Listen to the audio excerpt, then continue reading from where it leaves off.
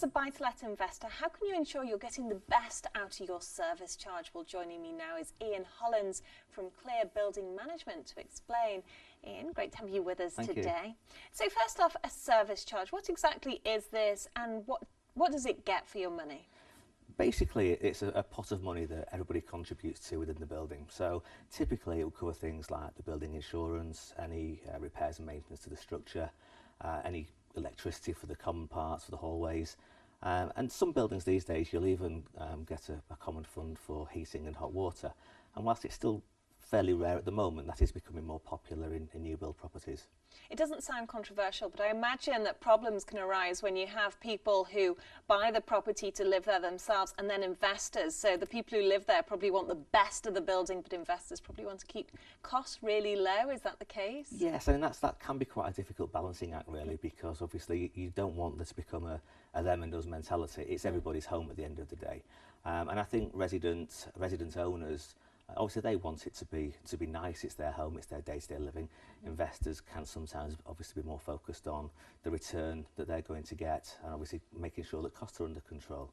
But I think with some sensible compromises and involving everybody in the conversation, it's possible that you can keep both parties happy, and most buy-to-let investors will obviously want to make sure they're getting the best possible return, and a nice, well-maintained building helps them to achieve that. Well, exactly. But who sets the service charge? Is it the communal people, or is it someone else outside? Typically, there's a resident management company, and that's a group of owners who are elected by their fellow owners.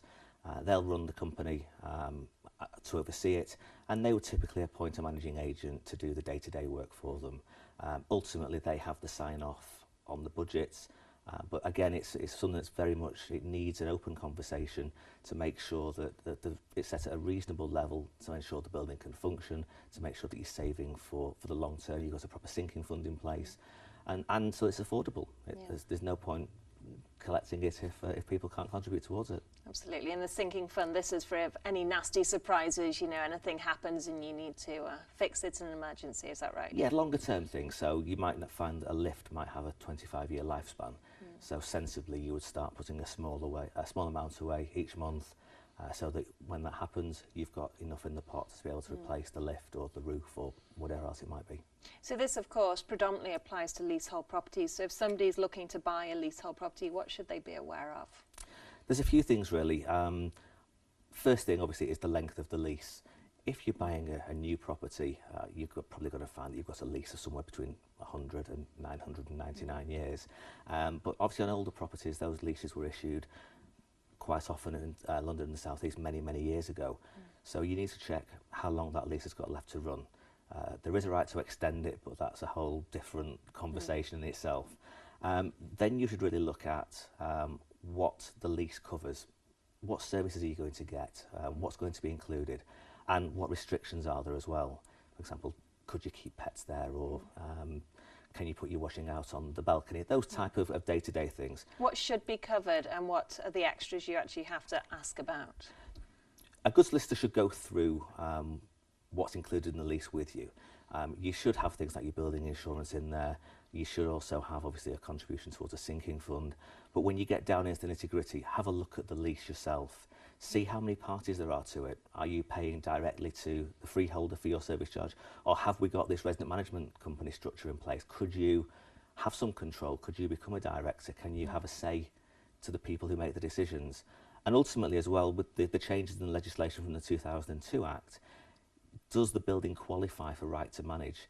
If all else fails, could you get together with a group of owners and make some positive change yourselves?